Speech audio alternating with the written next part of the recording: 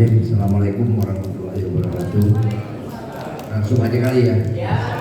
Ini saya nggak pasti kenapa nggak dilegalin aja itu uang OP ya, uang intensif atau uang OP itu. Soalnya kita ini kebanyakan jadi bohong, ya kan? Semua ini bukan rahasia umum ini, ya kan? Uang itu kebanyakan bukan operasional, bukan kebanyakan dibagi-bagi. Malah ada yang RT atau ada RW ya, bukan warga sini Kepulauan Seribu yang dapat OP itu langsung buat ke mall sama anak bininya. Iya, ini bukan cerita bohong, tau nggak? Jadi kita ini diajarin buat merekayasa hal-hal yang memang itu sebetulnya dosa dalam agama, ya kan? Iya, kenapa nggak dilegalin aja? Itu uang honor itu kan jelas ya kan? Uang honor untuk RT dan RW lebih bagus begitu, nggak ada rekayasa mengatur kata-kata yang manis, yang sopan, yang bagus, biar bisa diterima LPG. Ya, saya rasa itu aja ya, dan saya assalamualaikum warahmatullahi wabarakatuh. Janda ini urusan janda.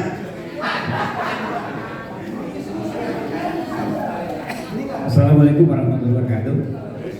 Lanjut saja. Saya meneruskan juga sama Bang Agus. Kalau bisa memang itu dilegalkan saja. Ya, yang harus dilaporin yang setiap ada 3 tahun sekali atau pemilihan sekali itu yang dari warga aja, itu di warga yang dilaporin.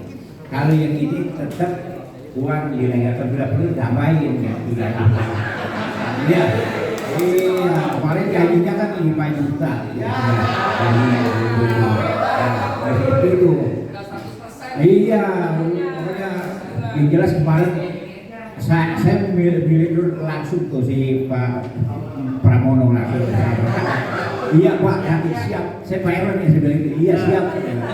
Berarti itu. Nah, terkait juga untuk pemberian sosial, bisa nggak Pak? Di sana kita di wilayah kan ada makian gitu, terus uang itu operasional itu kita bisa buat beli kain kafan, ya kan seperti itu. Nah itu bisa nggak seperti itu? Karena saya kebanyakan ya termasuk RW 6 kemarin warganya meninggal dulu tuh. Ya, lihat kakak ada di makam, saya lihat begitu. Itu aja. Ya, kurang lebihnya mohon maaf. Assalamualaikum warahmatullahi wabarakatuh.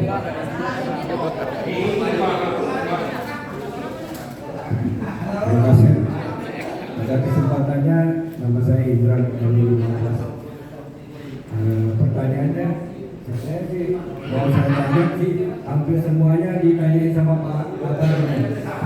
Itu kurang lebih sama. Nah ini ada saran aja Pak. Kalau untuk kepengurusan RT RW Pak, ini ada beberapa RT yang menurut saya itu agak sedikit kekurangan pengurus Pak. Jadi pengurusnya yang sekretaris sama bendaharanya sudah pindah. Jadi harusnya kan ada penggantinya. Nah ini ada di pengalaman di RW saya Pak. Jadi itu mohon petunjuk dari Pak Lurah seperti itu. Itu waktu dan kesempatan, terima kasih. Boleh lagi Pak? Pertanyaannya. Ya, terima kasih. Saya RW dari 14, kalau saya malu Pak. Yang saya tanya Pak, yang pertama di tempatnya sebelumnya ini Pak ya, masalah kepemimpinan RW dan RT Pak. Memang benar kita bukan bawahannya, bukannya anak buahnya Pak Lurah langsung, benar. Dan pun kita bukan dari RT bukannya jadi pimpinannya. Sekarang pertanyaan saya begini Pak, kapasitas kami sebagai RW ini apa? Kalau kami berpemimpin daripada RT, apa kapasitas kami? Satu seperti itu Pak. Terus tugas-tugas yang kami dapatkan dari kelurahan menyampaikan kepada RT, mereka juga berhak mengatakan kami juga punya aturan. Jadi kami kan bisa terbantahkan Pak. Itu perlu dipertanyakan dulu Pak. Nah yang ketiga Pak, masalah tata kelola lingkungan. Itu kan RT yang punya wadah, RT, bukan RW-nya Pak. Bagaimana kita menyelesaikan masalah konflik yang terjadi seperti yang kata Bapak tadi, bila mana konflik ini terjadi antara RT dan warganya. Otomatis RT bisa membusukkan data hak saya sebagai RT, Pak RW di mana? Apa begitu Pak? Nah, itu yang perlu kita jaga. Nah, pertanyaan intinya tadi Pak, apa kapasitas kami sebagai RW? Satu seperti itu Pak ya. Nah, mengenai dengan masalah uang operasional, sebenarnya itu uang operasional apa uang penyelenggara tugas? Dan tugas-tugas apa yang kami selenggarakan Pak? Sedangkan tugas-tugas itu sudah kami bagikan kepada struktur kami masing-masing. Dan itu kami tugas sesuai dengan dana operasional ini sudah kami bagikan sesuai dengan apa yang ditugaskan oleh kami sendiri Pak. Nah terus apa nih yang bisa kami bekerja operasi tugas ini, masalah penyelenggara tugas ini? Harusnya kami memohon kalau boleh itu penyelenggara tugas itu ganti Pak. Itu harusnya uang gaji RW atau uang gaji RT. Kalau dibuat seperti ini Pak, kita kan bingung. Kita tulis untuk kegiatan dawis seperti itu ya Bu ya. Kalau laporan saya kegiatan untuk dawis, kegiatan jumantik, kegiatan untuk pelaksanaan keamanan. Saya selalu begitu Pak. Tapi kalau itu menurut aturannya juga nggak boleh sebenarnya kan. Tapi itulah penyelenggara tugas yang kami lakukan di wilayah kami. Nah itu aja pertanyaannya Pak. Terus apa yang maksudnya penyelenggara tugas ini? Dan tugas yang mana nih yang kami harus kasih? Dananya apa tulisannya Pak? Terima kasih.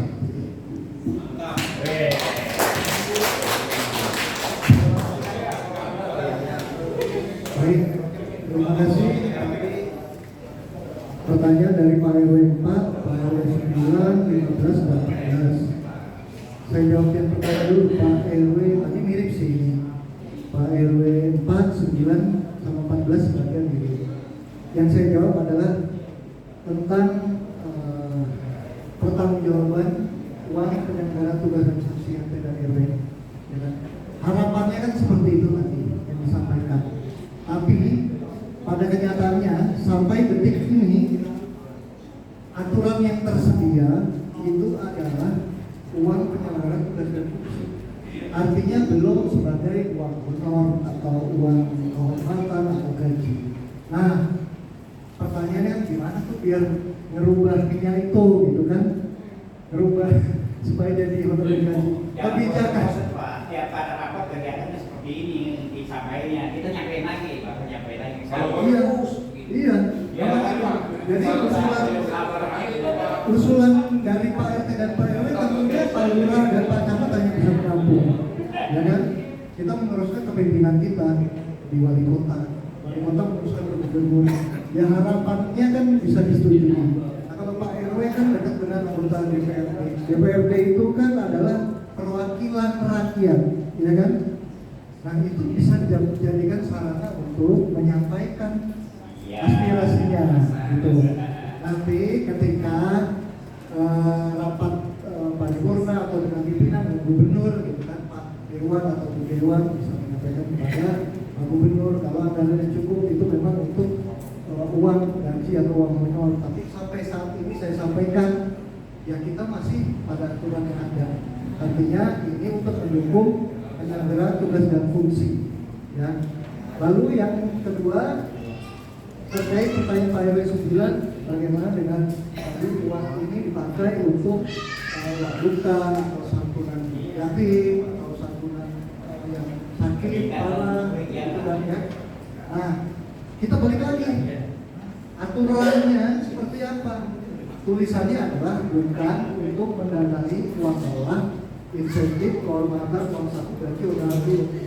Artinya diperbolehkan santunan itu, dan itu tidak dilarang. Jadi kalau memang itu tujuannya untuk membantu warga kita yang sakit atau meninggal atau duka lainnya, kesusahan, pengobatan atau apa, memang itu dibutuhkan bantuannya, boleh-boleh saja, tidak dilarang Pak. Di Kepgub 522 ini tidak dilarang, jadi bisa masuk.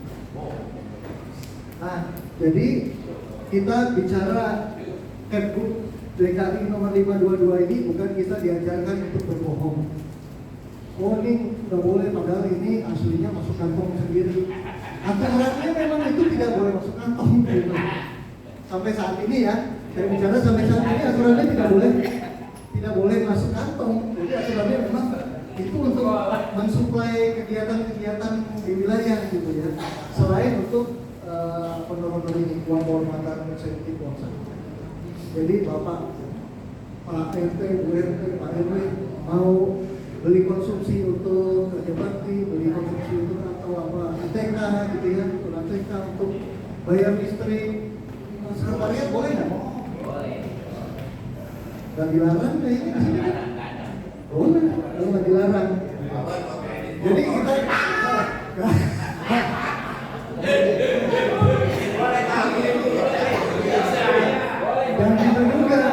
jangan gitu juga, jangan kredit motor atau kawinan gitu ya, itu nggak boleh.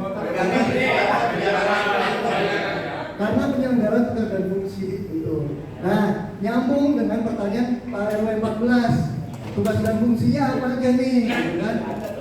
Tugas dan fungsi RW itu apa? Bisa dibuka nggak ini? 122. Kalau nggak salah di pasal 16 tugas dan fungsinya ada 7 atau 8 tugas dan fungsi, antara lain membantu pemerintah dalam memberikan pelayanan, mengelola aset Pak RW, Pak RT, gitu kan? Itu adalah bagian dari tugas dan fungsi. Kita nggak di pasal berapa? 16 bukan? Ya, ini adalah tugas dan fungsi Pak RT dan Pak RW. Yang pertama, memimpin dan mengendalikan pelaksanaan tugas serta fungsi yang menjadi tanggung jawab dan kewenangan Ketua RT dan Ketua RW. Artinya kewenangan Ketua RT ya hanya sampai lingkup wilayah RT itu tersebut, jangan melebar ke wilayah tetangga gitu. Nah, kedudukannya apa? Ditanya Pak RW. Saya sebagai RW kedudukannya apa? Kedudukannya, tugas dan tanggung jawabnya, kewenangannya di lingkup RW. Di lingkup RW itu ada apa di lingkup RW? Ada RW 14 ada berapa RT Pak? RW. Ada 7 RT yang ada di situ. Itu adalah kewenangannya Pak RW. Gitu. Jadi tidak menyalahi prosedur ketika Pak RW menyelesaikan masalah yang ada di wilayah lingkup RW. Nah ini tadi saya sampaikan, mengolah keuangan dan aset. Pak RW 17 rukonya ada 1000 itu asetnya. Itu kan banyak kan? Kewenangannya Pak RW buat mengelola asetnya gitu. Wilayah yang ada di dalam ruko 1000, jalannya, tamannya, selagi itu belum diserahkan kepada pemerintah, kan masih milik developer tuh. Pak RW berhak untuk mengelola atas persetujuan warga dalam musyawarah warga, gitu ya. Nah nanti ketika sudah diserahkan ke pemerintah, ya yang mengelola jalannya pemerintah, yang berkewajiban untuk memperbaiki kerusakannya pemerintah. Gitu. Kalau sekarang kita pemerintah nggak bisa berbuat apa-apa, masih menjadi developer. Ini saya dikomplain warga nih, jalannya rusak parah di situ. Developer perbaiki, developernya lama perbaikinya, jalannya seperti itu. Lalu ada menandatangani surat-surat yang menjadi kewenangannya, membantu mendukung tugas dan fungsi dalam pelaksanaan kegiatan pemerintah. Lurah itu kan perwakilan pemerintah pusat di kelurahan. Makanya yang disampaikan Pak Camat, Pak Lurah pakai jengkol yang ada namanya Garuda. Ini adalah perwakilan pemerintah pusat di kelurahan. Pak Camat begitu. Ya. Jengkolnya bukan Jaya Raya, tapi Garuda, karena dia adalah perwakilan pemerintah pusat di kelurahan. Artinya apapun yang program-program yang ada di kelurahan itu adalah pengejawantahan program-program yang ada di atas-atasnya, kecamatan, wali kota dinas, provinsi pasti kebijakannya dari gubernur, kan? Gubernur ikut arahan kebijakan Pak Presiden. Nggak mungkin gubernur bertentangan dengan presidennya atau wali kotanya bertentangan dengan gubernur. Begitu juga tadi yang saya sampaikan di awal, Pak RT jangan bertentangan dengan Pak RW. Bahkan Pak RT bagian dari Pak RW. Yang saya sampaikan adalah Pak RT bukan bawahannya Pak RW. Pak RW bukan atasannya Pak RT. Tapi sifatnya Pak RW 14, sifatnya adalah ini adalah menjadi bagian dan tanggung jawab sesuai kewenangannya. Pak RW berhak mengatur wilayah di 7 RT yang ada di RW 14. Nah, Pak RW sudah mendapatkan legitimasi dari warganya, pemilihan menang Pak RW. Jadi Pak RW berhak mengatur warganya di RW 14. Nah, ketika ada kebijakan Pak RW yang Pak RW buat, misalnya tidak sesuai atau Pak RT-nya ada yang komplainnya kemana Pak? Bicara dengan Pak RW. Kalau Pak RW tetap bersikukuh, saya nggak mau program saya tetap harus jalan, Anda harus ikut partisipasi. Misalnya apa? Contohnya apa? Mau beli mobil ambulan gitu ya, patungan gitu. Tapi sementara Pak RT-nya ada yang keberatan, saya nggak mau patungan. Uang saya dari yang dipungut dari warga masyarakat lebihannya cuma 50.000, nggak bisa buat nyumbang beli ambulan gitu ya. Mekanismenya apa? Kalau nggak cocok, kalau nggak sesuai, sampaikan kepada Pak RW. Loh, tapi ini program sudah diputuskan bersama. Ternyata Pak RW sudah putuskan di dalam musyawarah RW. Musyawarah RW kan ada perwakilan Pak RT-RT di dalamnya. Nah, kalau RT-RT di dalamnya mayoritas sudah setuju, bagaimana? Ya RT yang satu yang tidak setuju, ya harus ikut kepada keputusan bersama dong. Gitu. Begitu juga sebaliknya, ketika program Pak RW tidak didukung oleh RT dan pada saat musyawarah RW RT-RT tidak setuju, Pak RW tidak boleh memaksakan. Saya tetap harus mau orang mayoritas RT-nya dan tokoh-tokoh masyarakat di RT itu di wilayah musyawarah RW itu tidak setuju. Kenapa harus dipaksakan? Jadi saya yakinlah selama ini di Tangerang Barat semuanya berjalan sejalan gitu ya. Ya memang ada 1-2 yang tidak sejalan, tapi itu ya biasa terjadi kota-kota besar gitu ya Pak. Ibu ya. Nah, momen kali ini kita untuk menyamakan persepsi. Jadi bukan berarti Pak RW 14 disampaikan tadi saya menyampaikan bukan atasannya, bukan bawahannya. Jadi kita nggak bisa ngapa-ngapain. Ya tidak begitu juga. Kewenangannya Pak RW itu untuk mengatur wilayahnya, mengelola aset di wilayahnya juga, di wilayah RW, itu kan membina dan mengawasi kegiatan-kegiatan warga atau anggota di dalam RT, ya kan? Atau di dalam RW. Nah, warga di dalam RW itu siapa? RT, 7 RT itu di dalam membuat kegiatan pemberdayaan masyarakat. Nah, ini tugas-tugas ini harus dipedomani. Mungkin nanti kalau sambil di rumah sambil dibaca-baca sehingga tidak ada yang overlap, tidak ada yang saling bertentangan. Kira-kira itu Pak RW. Jadi Pak RW jangan takut, saya bukan atasannya, jadi saya nggak bisa nyuruh Pak RT. Ya memang bahasanya bukan kita pemerintah ya, bukan pemerintah, tapi mendelegasikan dari Pak Lurah ada program apa, sampaikan ke RW ke RT gitu kan. Sama dari presiden ke gubernur wali kota, suruh bikin operasi merah putih di tiap kelurahan, ya kan? Itu kan ada program presiden, harus kita dukung bersama. Walaupun kemarin presiden pilihan kita misalnya bukan Pak Prabowo, Bapak siapa? Bapak A atau Bapak B. Sekarang yang terpilih Pak Prabowo, kita harus mendukung sekarang Pak Prabowo, kan? Gubernurnya juga sama. Wali kotanya enggak, wali kota dipilih gubernur. Pak RW-nya, gitu ya, mungkin dulu ada 2 atau 3 calon RW yang kepilih. Sekarang Pak RW A, ya warga masyarakat di situ yang pendukung lain ya harus menghormati, harus dukung kebijakan Pak RW A. Nggak boleh bertentangan. Kira-kira seperti itu Pak. Jadi program harus jalan dari RT, RW, lurah, wali kota, camat, wali kota, gubernur sampai atas. Lalu pertanyaan Pak RW 15 tadi ada anggota atau pengurus, kalau di kompleks susah ya Pak, nyari pengurus ya, nggak ada yang mau. Sama, saya di rumah juga begitu, tunjuk-tunjukkan, jorok-jorokan jadi pengurus, nggak ada yang mau. Nah, kalau udah pindah, sudah menjadi kewajiban untuk diganti Pak. Jadi ketua RT-nya itu harus mengganti susunan pengurusnya. Dilaporkan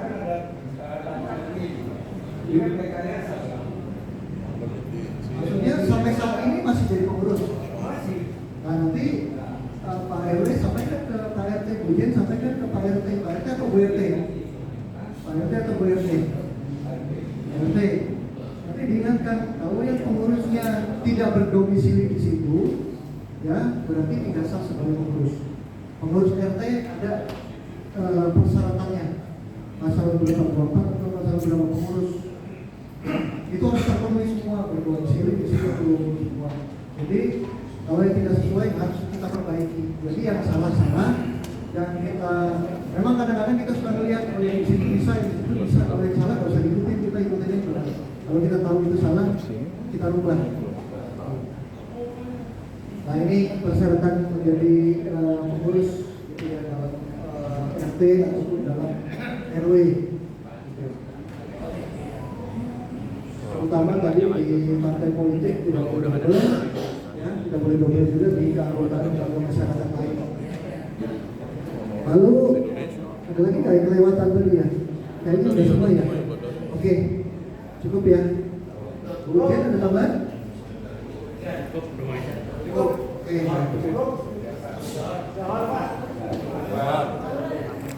Tutup ya.